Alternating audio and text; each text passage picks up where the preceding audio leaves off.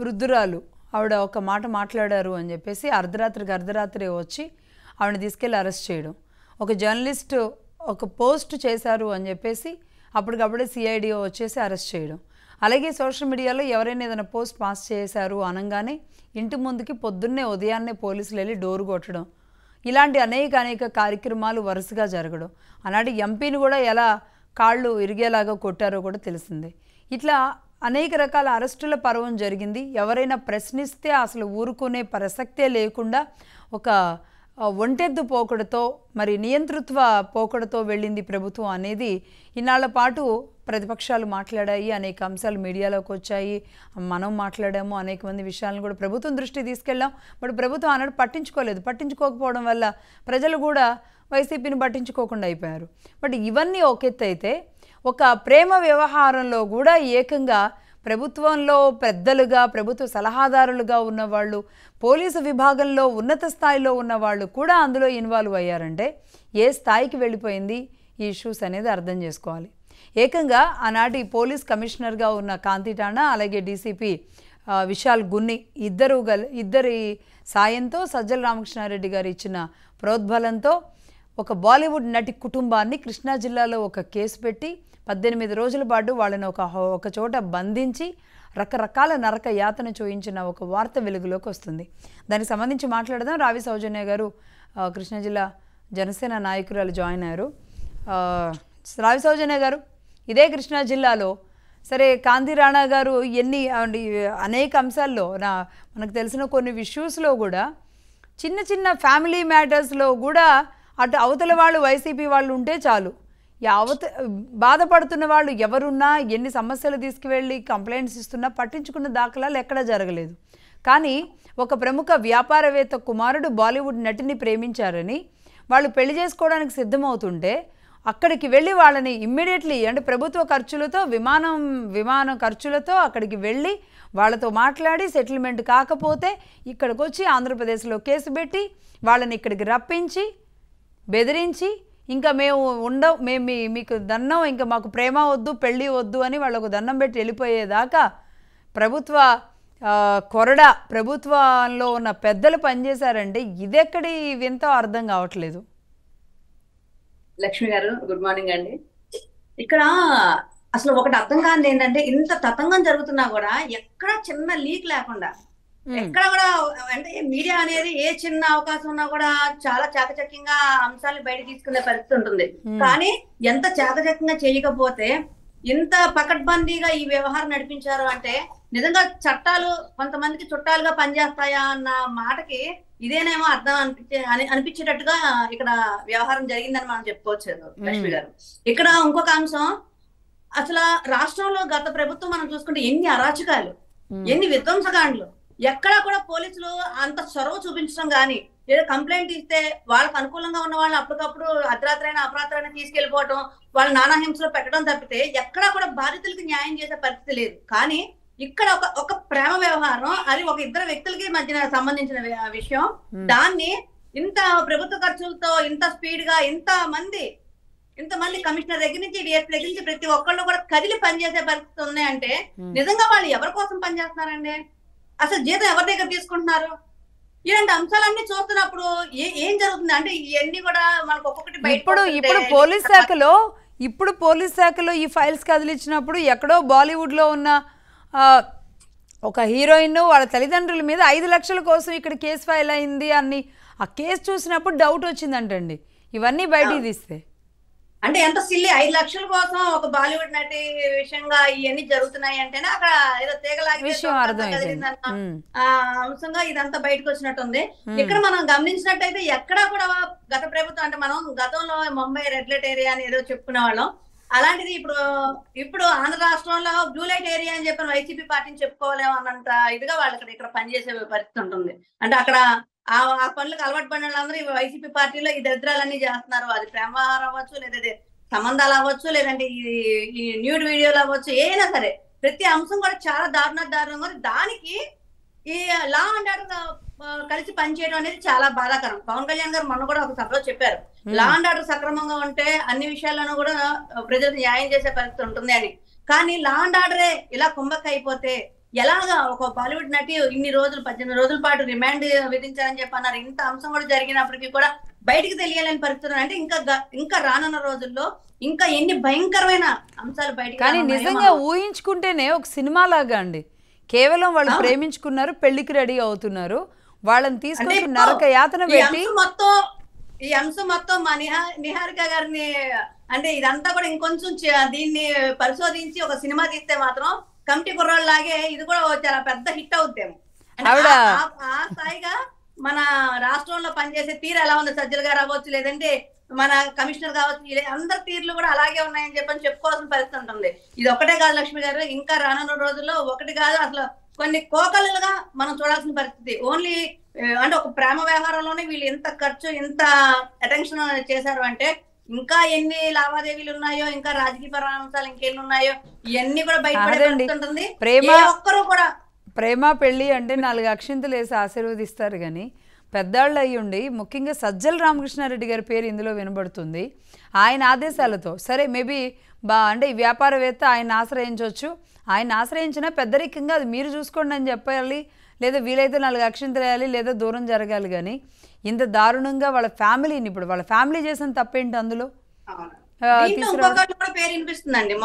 ముంబై వ్యాపారవేత్త అనే అంశాన్ని కూడా అంటే ఇంకొకరు ఆవిడ రేప్ కేసు ఏదో 2022లో పెట్టారని దాన్ని కూడా ఈ అంశం అంత తర్వాత అది వాపస్ తీసుకున్నారు అన్నట్టుగా తెలుస్తుంది. మరి ఆ పారిశ్రామికవేత్త ఎవరు, ఆ పేరు ఏంటి అనేది బయటకు రాలేదు ఇంకా. అంటే ఇక్కడ ఏంటంటే బెదిరింపు ధోరణి, చట్టం తమ చుట్టాలుగా పనిచేసుకునే తీరు, అలానే వ్యవస్థలు నిర్వీర్యం చేసే తీరు, ఏ ఒక్క వ్యవస్థని కూడా వదలకుండా పూర్తి స్థాయిగా నిర్వీర్యం చేసిన వైసీపీ ప్రభుత్వం నిజంగా సిగ్గు తెచ్చుకోవాల్సిన పరిస్థితి. కానీ వాళ్ళకి సిగ్గు అనేది ఉండదు. ఇంకా కూడా ఆ న్యూడ్ వీడియోలు అవ్వచ్చు, లేదంటే ఈ ప్రేమ వ్యవహారాలు సెటిల్మెంట్లు అవ్వచ్చు, అసలు పోలీసులుగా పనిచేస్తారా, ప్రజలకు న్యాయం చేసే వ్యవస్థగా పనిచేస్తారా, లేదా సెటిల్మెంట్ బ్యాచ్ గా తయారు అంటే ప్రైవేట్ సెక్యూరిటీ సెటిల్మెంట్లు ఎలా చేస్తారో ఆ స్థాయిగా అధికారం అంటే వాళ్ళ ఉద్యోగంలో ఉన్న వాళ్ళకి ఏదైతే కొన్ని నామ్స్ ఉంటాయో అవన్నీ పక్కన పెట్టేసి ఒక గోండాల్లాగా, ఒక దాదాల్లాగా, అంటే నేను ఆ మాట అనకూడదు కానీ ఇక్కడ వ్యవహారాలన్నీ చూస్తుంటే మాత్రం నిజంగా పోలీస్ వ్యవస్థ ఎలా పనిచేస్తుంది దీని మీద అంతగారితో అంటే ఇక్కడ కంప్లైంట్ పెట్టిన వ్యక్తి కూడా అండి సీనియర్ వైసీపీ నాయకుడు, వైసీపీలో ఏదో చైర్మన్ గా కూడా ఆయన చేసినట్టున్నాడు. కృష్ణా జిల్లా మాజీ చైర్మన్ కుక్కల నాగేశ్వరరావు గారి అబ్బాయి. కుక్కల నాగేశ్వరరావు గారి అది చాలా సీనియర్ నాయకుడు అండి ఆయన. వాళ్ళ అబ్బాయి అన్నట్టుగా వాళ్ళ అబ్బాయి అని చెప్తున్నారు విద్యాసాగర్. అంటే ఇవన్నీ ఈ వ్యవహారాలన్నీ కూడా అంటే వాళ్ళ అబ్బాయి కాదండి, కుక్కల నాగేశ్వరరావు గారు వాళ్ళ అబ్బాయి కుక్కల విద్యాసాగర్. కంప్లైంట్ ఇచ్చింది విద్యాసాగర్ కుమారుడే బాలీవుడ్ అమ్మాయిని ఇష్టపడ్డాడు. ఇది యాక్చువల్ లింక్. ఓకే విద్యాసాగర్ కుమారుడు. ఓకే అదేనండి, ఇక్కడ మనకి ఏ అంశం తీసుకొచ్చినా కూడా ఈ సెటిల్మెంట్ బ్యాచ్ గా పోలీస్ వ్యవస్థ పనిచేయడం అనేది చాలా బాధాకరం. ఎంతో మంది మహిళల మీద ఎన్నో ఇబ్బందులకరమైన కేసులు ఉన్న రోజు కూడా ఈ రోజు పట్టించుకోలేదు. పవన్ కళ్యాణ్ గారు బహిరంగంగా 30,000 మంది ఆడపిల్లలు మిస్ అయ్యారన్నప్పుడు పవన్ కళ్యాణ్ గారి మీద దాడి చేశారు తప్పితే, అంటే మాటల దాడి లేకపోతే మిగతా అందరితో దాడి చేయించారు తప్పితే ఎక్కడ కూడా దాన్ని ఛేదించే ప్రయత్నం ఈ డిపార్ట్మెంట్ చేయలేదు. కానీ ఇక్కడ మాత్రం ఒక చిన్న ప్రేమ వ్యవహారంలో ఒక మధ్యవర్తిత్వంగా చేసే పనిలో డిపార్ట్మెంట్ మొత్తం చొరవ తీసుకొని అన్ని డబ్బులు, ఫ్లైట్ టికెట్లు అంటే ఎంత ఖర్చు అండి అదంతాను, ఆ ఖర్చులంతా కూడా గవర్నమెంట్ ద్వారా పెట్టించుకొని అక్కడికి వెళ్ళి వాళ్ళ ప్రేమదాన్ని విడదీసి వాళ్ళని తీసుకొచ్చి వాళ్ళ నానాహింసలు పెట్టి తల్లిదండ్రుల్ని ఆవిడని భయపెట్టి ఎన్ని చేయటం అంటే నిజంగా మనం ఎక్కడ ఉంటున్నాం? ఈ ప్రభుత్వం, గత ప్రభుత్వం ఎన్ని దారుణాలు చేసింది. నిజంగా ఎంత అదృష్టవంతులం ఈ రోజు ఈ ప్రభుత్వం ఏర్పరచుకున్నందుకు. గత ప్రభుత్వం కంటిన్యూ అయితే కనుక ఇలాంటి దారుణాలు ఇంకెన్ని చూడాల్సి వచ్చేదో. ఇప్పటికైనా నాకు తక్కువేం కాదండి, ఇప్పటికైనా మనకి ఇంకా వస్తానే ఉంటాయి. ఈ 5 సంవత్సరాల్లోనే గత ప్రభుత్వం తాలూకా యొక్క నీళ్ళు అనేది కంటిన్యూస్ గా మనం ఛేదిస్తానే ఉండాలి. అంటే పని ఎక్కువగానే ఉంటది. గతంలోనేమో పోరాటాలు చేసి వైసీపీ విధి విధానాల మీద పోరాటం చేసాము. ఇప్పుడు ఏంటంటే వారి యొక్క చీకటి నీళ్ళు ఏవైతే ఉన్నాయో వాటిని ఛేదించే పరిస్థితిలో పోరాటం చేయాల్సిన పరిస్థితి ఉంటుంది. అంటే ఎక్కడ కూడా ఖాళీగా ఉండే పరిస్థితి లేకుండా పాపం వైసీపీ ప్రభుత్వం అంత పని మాకు ఇవ్వడం జరుగుతుంది. అలానే ఈ విషయంలో మళ్ళీ ఇంకోటి గమనిస్తే ఎవరికైతే బాధ్యతలు ఇవ్వలేదు ఐఏఎస్లు ఐపీఎస్లకి మళ్ళీ వాళ్ళందరూ కూడా వైసీపీ వాళ్ళు ఎలా సమర్థించుకొస్తున్నారండి? ఈ ప్రభుత్వం కక్షపూరిత చర్యలు చేస్తుంది, వాళ్ళందరినీ పక్కన పెట్టేసింది, వాళ్ళకేమి బాధ్యతలు ఇవ్వలేదంటే ఇలాంటి చెత్త పనులు చేసే వాళ్ళందరికీ ఇస్తారండి? ఇలాంటి పనికిమాలిన పనులు చేసి ఇలాంటి బ్రోకర్ పనులు చేసే వాళ్ళందరికీ పోస్టింగ్లు ఇచ్చి ఇంకా కాస్త కోస్త బతుకున్న న్యాయం చంపేసుకుంటారని అసలు ఎవరికి కూడా పోస్టింగ్ ఇవ్వకూడదు. అసలు ఇలాంటి పరిస్థితులే జరుగుతాయి. డీసీపీ స్థాయి వ్యక్తి అక్కడికి వెళ్ళి ముంబై వెళ్ళి కూర్చొని అక్కడ ఒక హోటల్ బుక్ చేసుకొని వాళ్ళు ఆ హోటల్లో కూర్చొని వాళ్ళని ఫ్యామిలీ మెంబర్స్ని పిలిపించి వాళ్ళని అక్కడ బెదిరించి అక్కడ కుదరకపోతే మళ్ళీ ఇక్కడికి వచ్చి ఎట్లయినా అంటే మన చేతుల్లో మనం అనుకుంటే ఈ అంటే ఆంధ్రప్రదేశ్లో ఉన్న వాళ్ళ మీదే కాదు, లేదంటే ప్రతిపక్ష పార్టీ నాయకుల మీదే కాదు, దేశంలో ఎక్కడున్నా కేసు పెట్టి ఈడ్చుకొచ్చి ఆంధ్రప్రదేశ్లో కూర్చోబెట్టొచ్చు అని చూపించారు. భయభ్రాంతులకు గురి చేసి మరి ఆ తల్లిదండ్రులు ఆ 18 రోజులు ఎంత నరకయాతను అనుభవించుంటారండి. దేనికోసం? కేవలం తన బిడ్డ పెళ్లి చేసుకుంటారంటే ఆ పెళ్లి వ్యవహారంలో ప్రేమ వ్యవహారంలో దానికోసం ఒక మహిళ తరపున బాధితులు అంత బాధ పెట్టడం అవసరమా? అంటే అధికార దుర్వినియోగం అనేది పూర్తి స్థాయిగా వైసీపీ ప్రభుత్వం చేసింది అంటే సౌజన్య గారు ఇప్పుడు ఇంకొక విషయం ఎగ్జాక్ట్లీ మనం ఇందాక ఒకటి ఇదయ్యాము ఇప్పుడే తెలుస్తుంది.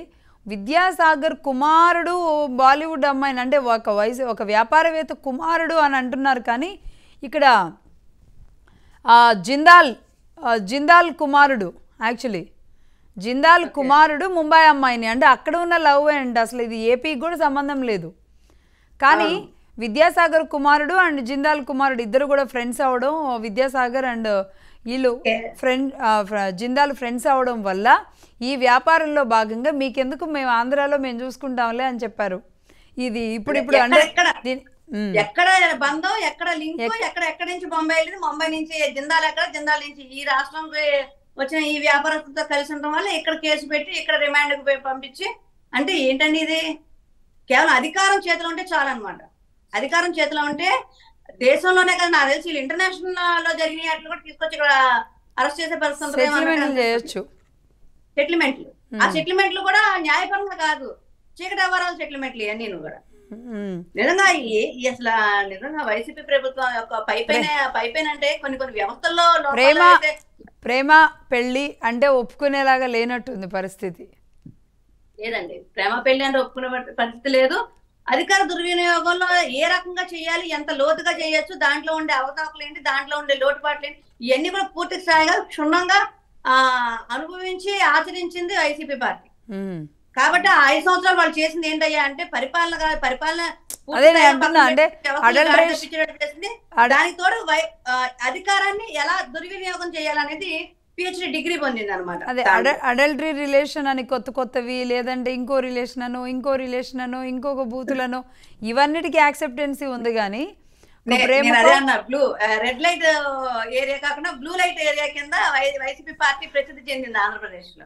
ఎందుకంటే ఒకళ్ళు ఇద్దరు కాదు కదండి, ఇదంటే ప్రేమ వ్యవహారం. కనీసం ప్రేమ అనేది చెప్పుకోవడానికి ఉన్నాయి. మిగతా మనం చూసాం నిన్న మొన్నటి నుంచి ఎంత దరిద్రంగా ఎంత దారుణంగా. రాత్రి కూడా కొన్ని అంటే అన్ని ఛానల్స్ లో కూడా వస్తానే ఉన్నాయి. చిచ్చి అసలు మాడుకునే తీర్లు కూడా ఎంత దరిద్రంగా ఉన్నాయండి.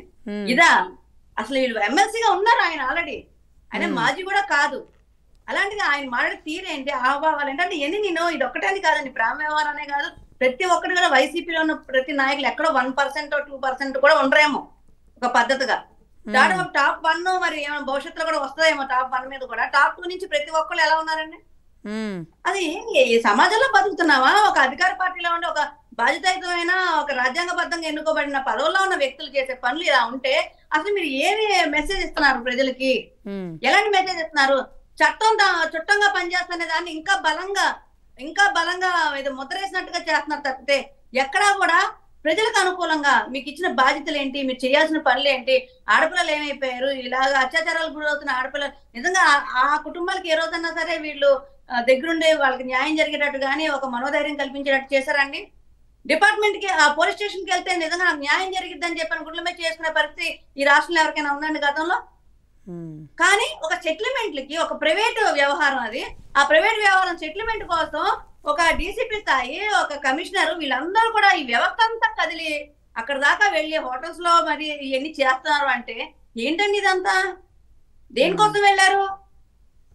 అదే ఒక ఇక్కడ 30,000 మంది ఆడపిల్లలు కనిపించదండి, ఎందుకంటే చేయలేదు ఆ పనులని? నేను ఎందుకు ఆ తల్లిదండ్రులకు మనోధైర్యం కల్పించలేదు? ఇదంతా ఏంటి అంటే కేవలం అధికార దుర్వినియోగం చేయటం అనేది వైసీపీకి అలవాటు పూర్తిగా. పద్దాక ఆ మాట తలుచుకోవడానికి కూడా నాకు చాలా ఇబ్బందికరంగా ఉంది. ఆ దరిద్రాలన్నీ కూడా ఇప్పుడు మాట్లాడుకోవడం కూడా ఇబ్బందిగా ఉంది. మాట్లాడుకోకూడదు అనుకుంటే అసలు రోజు ఏదో ఒక కొత్త విషయం తెరపైకి వస్తానే ఉంది. గత ప్రభుత్వం తాలూకు చేదు అన్ని కూడా. ఇప్పుడు ఆ హీరోయిన్ తల్లిదండ్రులు కానీ వాళ్ళ కుటుంబం కానీ బయటికి రావాలంటేనే భయపడిపోతున్న పరిస్థితి అండి. వాళ్ళు ఎంత అంటే వాళ్ళు పెళ్ళికి ఎలా రెడీ అయ్యారు అంటే వాళ్ళకి తెలియందే. అంటే మేబీ ఆమె మరీ ఫేమస్ కూడా కాకపోవచ్చులే కానీ 5 కోట్లు ఆఫర్ చేశారు అంటే జిందాల్ గారు చెప్పిన దాని మీద ఆ అమ్మాయికి 5 కోట్లు ఆఫర్ చేసి వదిలేసి వెళ్ళిపోమని సజ్జల రామకృష్ణారెడ్డి గారు అండ్ టీం వీళ్ళంతా అక్కడికి వెళ్ళి సెటిల్మెంట్ చేయడానికి వెళ్ళిన దాంట్లో అమ్మాయి 5 కోట్లను కూడా తిరస్కరించేసింది అంటే మేబీ వాళ్ళ పెళ్ళికి ఎంత సిద్ధమై ఉన్నారు. అలాంటి వాళ్ళని విడగొట్టారు. ఇప్పుడు వాళ్ళు మాట్లాడాలంటే కూడా భయపడుతున్నారు, రేపు మమ్మల్ని ఏమైనా చేస్తారేమో అని.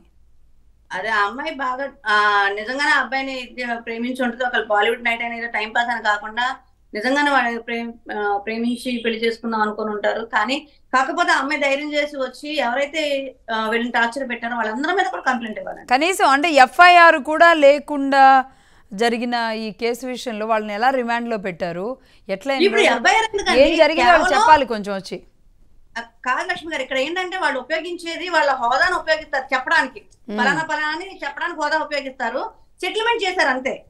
ఇక్కడ ఎక్కడ చట్టపరంగా వెళ్ళాలి న్యాయపరంగా వెళ్ళాలి అనేది లేదండి. అక్కడ వాళ్ళు ఉపయోగించని వాళ్ళ అధికారాన్ని ఉపయోగించారు అక్కడ. అంతేగాని ఎఫ్ఐఆర్ ఫైల్ చేయాలి అది ఇంకో అంశాన్ని వాళ్ళు బెదిరించాలి, అక్కడ వదిలించాలి, ఈ రెండే పెట్టుకున్నారు. కాకపోతే ఇక్కడ ఆ బాలీవుడ్ నైట్ ఎవరైతే ఉన్నారో ఆవిడ బయటకు వచ్చి ఖచ్చితంగా వీళ్ళందరి మీద యాక్షన్ తీసుకోవాలని చెప్పి ఒక కంప్లైంట్ ఇస్తే ఖచ్చితంగా న్యాయం చేసే అవకాశం ఉంటుందండి. ఎందుకంటే ఆవిడ బాలీవుడ్ నటే అయ్యింది కాబట్టి ఇలాంటి అంశాలన్నీ కరుమనగా అయిపోతే రేపు ఇంకెన్ని జరుగుతాయో, ఇంకెన్ని తెలియకుండా ఈ వైసీపీ నేతలు చేస్తారు. అంటే అఫ్కోర్స్ ఇప్పుడు వాళ్ళ చేతులు అధికారం లేదు కాబట్టి చేసే పరిస్థితి లేదు. కానీ తనకులా ఇంకొకరు జరగకుండా ఉండాలంటే ఖచ్చితంగా ఆమె కొంచెం ధైర్యం చేసుకొని బయటకు వచ్చి ఆమె ఎవరెవరు అయితే ఇబ్బంది పడిందో వాళ్ళందరి మీద కూడా కంప్లైంట్, ఈవెన్ డిపార్ట్మెంట్ లో ఉన్న వ్యక్తులతో సహా ఆమె కంప్లైంట్ ఇవ్వాలండి. ఫిబ్రవరి 2, 2002లో జరిగింది కాబట్టి మరి ఇప్పుడు మేబీ ఆమె వాళ్ళు పెళ్లి చేసుకుందాం అనుకున్నా చేసుకోవద్దు అనుకున్నా ఆమె బయటికి రావాలనుకున్నా వాళ్ళ కెరియర్కి కూడా ఇబ్బంది కలిగించే అంశం కాబట్టి మరి ఎంతవరకు తను బయటికి రాగలుగుతుంది, బయటికి రాకుండా ప్రభుత్వాన్ని ఆశ్రయించే అవకాశాలు ఏమైనా ఉంటాయా? సో మొత్తంగా అయితే ఈ 5 ఏళ్ల పాలన సెటిల్మెంట్లు కేసులు వీటిల్లో బాలీవుడ్ దాకా పాకిన మన ఘనత గురించి మాట్లాడుకోవాల్సి వస్తుంది. ఎనీవే అండి, థ్యాంక్ యూ రావి సౌజన్య గారు, థ్యాంక్ యూ.